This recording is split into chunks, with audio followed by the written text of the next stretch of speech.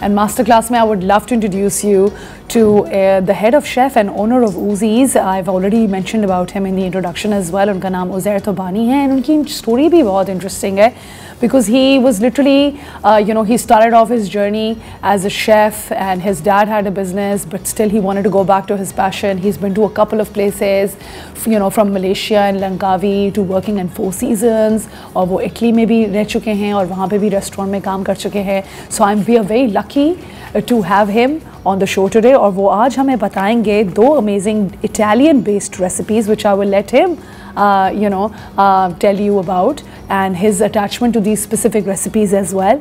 Or let me introduce you to him on the show. Uzair Tobani, welcome. Hello everyone, how are you? Good, how's life? Life is good. Life is good? Still morning though. Still morning, yes, I can imagine. And अभी आप मुझे बता रहे थे कि आपने 2 दिन का बहुत extensive event cover किया है. जी, so it's been very tiring for you as well. It's the heat that killed us, Events are manageable, और kitchen में तो बहुत ज़्यादा heat होती है, right? हाँ, फिर आदत भी हो जाती है. आदत हो जाती है. आदत हो जाती है. पर अभी हमने आपके लिए पहले से ACs on किए हैं, so that you're comfortable. कि ताकि हमारे पास्ते में कोई कमी ना रह जाए. नहीं. We're just kidding. So can you please tell us what you'll be making for us? So आज के दिन हम लोग 2 तरह के पास्ता बनाएंगे. एक है prawn linguine which is from Liguria, origin from Liguria region which is a south coastal region से है वो. दूसरी बात है उसमें यूजुअली लिंग्विनी पास्ता यूज़ होता है which is a long flat spaghetti. अगर आप स्पेगेटी जानते हैं, linguine is like a flat version of that. और दूसरी डिश है हमारी जो है वो मीट बेस्ड है. उसमें यूजुअली टर्की बेकन या आप मोर्टाडेला भी यूज़ कर सकते हो नॉर्मल चिकन फ्लेवर्स के लिए. हमारे पास यहाँ पे अभी चिकन अवेलेबल है, सो हम लोग उसका सब्स्टिट्यूट यूज़ करेंगे यहाँ पे. ये डिश बेसिकली हमारे रोमन रीजन से आई थी और इसकी जो ख़ास बात ये कि वर्ल्ड वॉर 2 के ज़माने में ये ईजाद की गई थी बिकॉज़ हमारे जब रोमन को इटली के रोम वापस मिला था तो वहाँ पे अमेरिकन्स बहुत आते थे. तो वो अपना बेकन लेकर आते थे और क्रीम लेकर आते थे, मक्खन लेकर आते थे. तो वहाँ से एक इटालियन सोल्जर ने ये एक डिश इजाद की गई. How lovely was there. Thank you for that lovely history lesson along with it. We really like that. Thank you so much. Let's begin, shall we? So let's start with our prawn because हम पहले sea food की तरफ पहले जाएंगे क्योंकि originally अगर आप खाना खाएं और आप कोर्स मील रहे हैं, so always start with the vegetarian option from the seafood version to poultry to meat and to go onwards towards your dark meats. ज़बरदस्त. All right. So ये बहुत ही easy सी डिश है और ये बहुत ही क्विक डिश है. आपने बेसिकली ये करना है कि आपने इसके लिए एक्स्ट्रा वर्जिन ऑलिव ऑयल लेना है. अगर आपके पास एक्स्ट्रा वर्जिन ऑलिव ऑयल ना हो तो वर्जिन ऑलिव ऑयल भी काम करेगा. नॉर्मल ऑयल्स के फ्लेवर्स इतने अच्छे नहीं होते बिकॉज वो इतना भी है क्या बोलते हैं, हमारी जो कोल्ड प्रेसिंग होती है वो ज़्यादा मायने रखती है एक्स्ट्रा वर्जिन ऑलिव ऑयल में. हम हमेशा कोशिश करें कि जब भी आप पैन को थोड़ा हीट करें, जाहिर सी बात है आप ओरिजिनली आपके पास अगर बड़ा फ्राइंग पैन है तो वो आप वो यूज़ करें अगर आप टॉसिंग और टर्निंग में ज़्यादा अच्छे हैं. और अगर आपके पास नहीं है तो आप एक कढ़ाई की तरह आप एक वॉक भी यूज़ कर सकते हैं, बट बेसिकली कम्प्लीटली नहीं. अच्छा, इसका ये ऑलिव ऑयल बेस्ड पास्ता है तो इसमें थोड़ा सा ऑलिव ऑयल ज़्यादा जाएगा और आप देख सकते हैं कि हमारा ऑयल है वो थोड़ा हीटअप हो चुका है. तो हम इसमें सबसे पहले थोड़ी सी चिली डालेंगे. अच्छा, red chillies are very spicy. अगर आपको ज़्यादा स्पाइसी पसंद ना हो और आपको माइल्ड स्पाइसीनेस की तरफ जाना हो so you can always use chilli flakes as well. तो हम थोड़ी सी डालेंगे. देख सकते हैं कि हीट ज़्यादा है. हम हीट को थोड़ा सा कम करेंगे.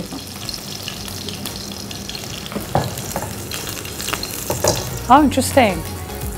And these red chilies are basically normal red chilies, right? Normal red chilies, yes. अच्छा, फिर always cut fresh. So इसमें हम garlic को smash करके and we're just gonna.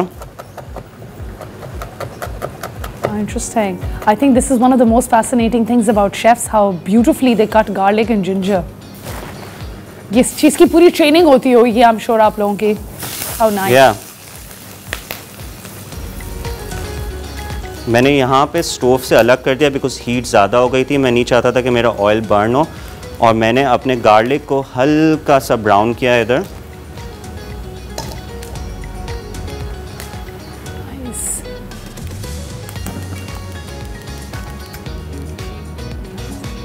ये डिश बहुत ही तेज़ है. यहाँ पे अब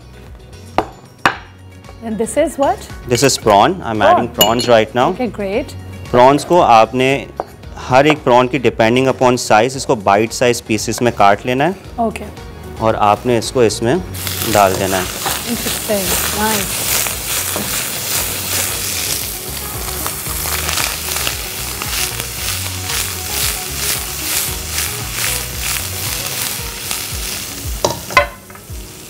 प्रॉन्स को कभी भी है ना फुली कुक ना करें, वो ओवर चूई हो जाता है। अब हम इसमें ना फ्रेश टोमेटोज़ डालेंगे ताकि हमारा थोड़ा सा इसमें वाटर कंटेंट बने। टोमेटोज़ को भी फुली कुक ना कीजिएगा ताकि उसकी जो चूईनेस और फ्रेशनेस है वो हमेशा हमें मिलती रहे।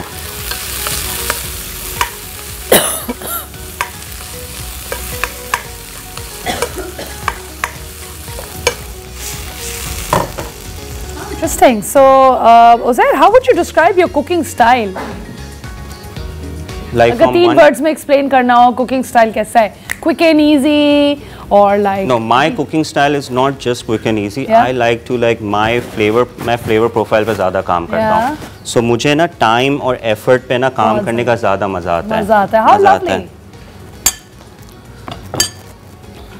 I'm just gonna salt it a little. Always salt it in the end. Sorry, red chilies are always strong. इसलिए हम लोग ज़्यादातर प्रेफर करते हैं कि आप चिली फ्लेक्स का इस्तेमाल करें।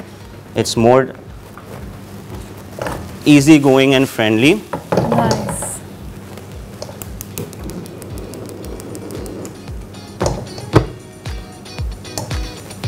अब हम इसमें थोड़ा सा पास्ता डालेंगे। And this is already boiled. Could you just explain that as well Okay, to the so- audience? Yeah. अगर आप है ना लिंग्विनी या पास्ता की तरफ या कोई भी स्पैगेटी या लॉन्ग पास्ता की तरफ जा रहे हैं तो उसको हमेशा फ्रेश बॉईल करें। अगर आप हाफ़ बॉईल भी करते हैं तो उसको खाली आधा बॉईल करेंगे या 70% बॉईल करेंगे हम। Okay. और फिर उसको ठंडा करने का तरीका ये है कि आप उस पर ऑलिव ऑयल लगा के उसको आप है ना काफ़ी अच्छी तरह शेक करके उसकी शाइनेस आप यहाँ से चेक कर सकते हैं और उसको आप फिर फ्रीज़र में अपने रख सकते हैं। बट आपको हर 1, 2, 3 मिनट बाद उसको है ना शेक करते रहना है ताकि वो फ्रीज़ ना हो जाए। Oh. इतना टाइम किसके पास होता है? आई थिंक बंदा फ्रेश ही बना ले, है ना? ऑलवेज ऑलवेज ना always, yeah.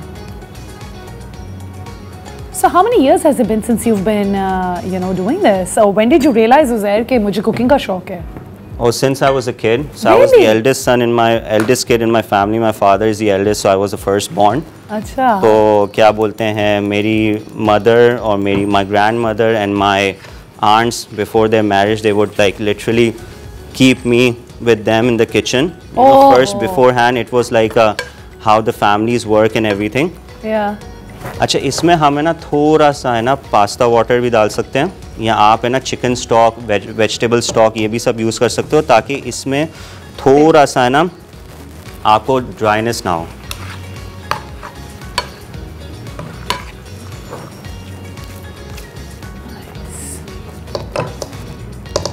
हमेशा पास्ता और कोई भी कुकिंग हो वो मीडियम हीट पे पकाएं अनटिल अनलेस उसकी हाई हीट नेसेसरी हो।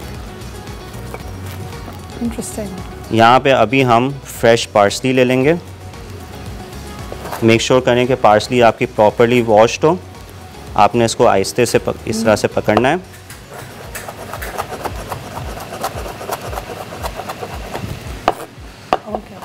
All right, great. I love the way you're cutting the, coriander. Is that? It's parsley. It's like a Parsley, sister of coriander. Coriander, okay. मैंने partially डाला, मैंने पानी देखा, मैंने स्टोव क्लोज किया and I just tossed it. And Uzair is right here behind the counter. वो अगर आप लोगों ने अभी ट्यून इन किया है, अभी टीवी ऑन किया है, he made some amazing pasta for us, a prawn linguine, and he's going to tell us what exactly he put in it. So recap करते हैं इसको। So first हमने पैन को हीट किया, उसमें हमने एक्स्ट्रा वर्जिन ऑलिव ऑयल डाला, तकरीबन हमने around 2 to 3 tablespoon olive oil डाला था। उसके बाद हमने इसमें जैसी हीट ऑयल हुई हमने लो को हीट करके उसको हमने ना मीडियम पे करके हमने हमारी रेड चिलीज़ चॉप करके डाली और हमने उसके साथ हमारे ना गार्लिक भी डाला है। और जैसी अगर आपको ब्राउनिंग इफेक्ट नज़र आए तो आप अपनी हीट को लो कर दें या स्टोव से हटा दें या स्टोव को कम्प्लीटली बंद कर दें ताकि आपका गार्लिक वगैरह जल ना जाए। अगर आपकी थोड़ी बहुत ब्राउनिंग हो जाती है और आप फर्स्ट टाइमर्स हैं दैट्स ओके, दैट्स गुड। और अगर आपको ज़्यादा भी जलने का स्मेल है तो आप थोड़ा सा इसमें पानी डाल सकती हैं, ज़्यादा नहीं, बिकॉज अगर आपका ऑलिव ऑयल है वो ज़्यादा आपको जल सकता है, वो उड़ सकता है, आपके पास स्प्लैशेस उड़ सकते हैं। Guys we have a recipe card playing as well, जिसके ऊपर बहुत ही तरीके से एक एक चीज़ की एग्जैक्ट अमाउंट लिखी हुई है। Please feel free to try it, तस्वीर भेजें हमें and we'll tag Uzair as well. Absolutely. So उसके बाद फ़ौरन से आपका जैसी आपका ऑयल फ्लेवर्ड हो जाएगा, पॉइंट ये था कि आपके ऑयल को फ्लेवरिंग मिले। आपका ऑयल को जैसे ही गार्लिक और चिली की फ्लेवरिंग मिलेगी, अगर आपको ज़्यादा गार्लिक और चिली पसंद नहीं है तो आप ऑयल को फ्लेवर करके, आपको चॉप वगैरह करके काटने की ज़रूरत नहीं है, आप फ्लेवर दे के वो आइटम निकाल भी सकते हैं। और उसके बाद आपने इसमें प्रॉन डालना है, प्रॉन को टॉस करना है। प्रॉन को टॉस करते हुए उसमें थोड़ा सा आपने उसको लाइटली, जैसे आपको पिंक और वो कलर पकड़ता हुआ नज़र आए, आपने उसमें फ़ौरन से ना आपने आपके थोड़ा सा पास्ता वाटर या आप चिकन स्टॉक डाल सकते हैं। और अगर आपको दोनों चीज़ें पसंद नहीं हो तो आप पानी भी यूज़ कर सकती हैं। हाँ, उससे फ्लेवर डाइल्यूट हो जाएगा, बट दैट्स ओके। आपने उसमें डालना है, फिर आपने उसको सॉल्ट और पेपर डालना है और आपने अपनी स्पैगेटी अंदर थ्रो कर देनी है। आप सॉल्ट और पेपर, अगर पहले ज़्यादातर बेहतरीन यही होता है कि आप सॉल्ट और पेपर सीजनिंग आपकी हमेशा एंड में हो, बट हमने प्रॉन को भी फ्लेवर उसका निकालना है ताकि, और पूरा पकाने की ज़रूरत नहीं है प्रॉन को, कि वो ओवर द टाइम उसके प्रोसेस में वो पकता जाएगा। राइट, जैसे ही आप टॉस करोगे आपके टोमेटोज़ और पार्सली अंदर जाएगी, वो परफेक्टली फाइन उसको कुकड होगा, आपको टोमेटोज़ की फ्रेशनेस भी मिलेगी। और जैसे ही आप पार्सली डालोगे, आप अपना स्टोव क्लोज़ कर दोगे, उसके बाद आप कोई कुकिंग नहीं करोगे, ताकि आपकी पार्सली की स्मेल और खुशबू उसके अंदर रहे। और आप जैसे ही खाएँ तो आपको कुकड आइटम भी मिले, हाफ़ कुकड आइटम भी मिले, और आपके पास एक फ़्रेश आइटम भी हो जो अनकुकड हो। How lovely. I really love you. Truly have found your calling in life when you specialized as a flavor profile. I really think कि आपने बड़े अच्छे तरीके से, you know, like I don't want to name the channel, but it feels like we're on that network in the way that you're explaining. क्योंकि बहुत कम लोगों को ज़ाहिर इस चीज़ का आइडिया है कि कुछ चीज़ें हाफ कुक्ड होती हैं, कुछ चीज़ों का फ्लेवर लंबा देर छोड़ना होता है. So I like the way you explained it. Okay, अब हम इनकी प्लेटिंग कर रहे हैं guys, so check it out.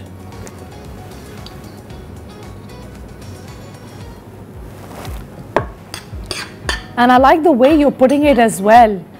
There's a specific way your wrist moves. What's the science behind that? So it's years of training and like my previous chefs and masters standing on my head and like be like, Uzair, you know. So basically the key of presentation is that when we're serving in a restaurant, we take a big ladle and we'll twist and turn into it. So we usually have our pick with it. It's like अगर layman's term में बोले तो एक लंबा से tweezer की तरह होता है. अच्छा. हाँ, तो वो बेसिकली चाहिए होता है. मैं इससे नहीं कर सकता, कर सकता हूँ बट वो इतना अच्छा नहीं बनेगा. और इटालियन कुजीन की बात ये कि हमेशा याद रखें कि it's a grandmother's cuisine. Yeah, it really is. सही ना. तो ये हमारे पाकिस्तानी कुजीन से बहुत सिमिलर है. तो इसमें रॉनेस और रफनेस होनी चाहिए. प्रेजेंटेशन हमेशा की नहीं होती, इसमें प्यार और मोहब्बत भी होनी चाहिए. Of course. And to say कि उज़ैर आपकी खुद की हिस्ट्री अगर आप देखो, you've helped so many of your खानदान की women in the kitchen, कि वो ऑटोमेटिकली आ गया. तो how come कभी पाकिस्तानी कुजीन नहीं उठाया Uzair? Are you good at that as well? No, I've learned it. अब जैसे कुछ चीज़ें होती है ना, मैं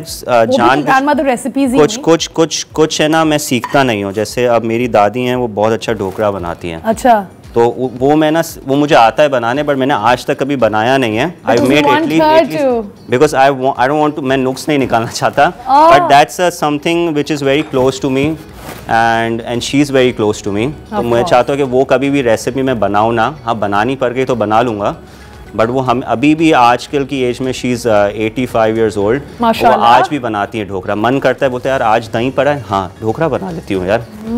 How lovely. I love it. अपनी चटनी होती है. Love it.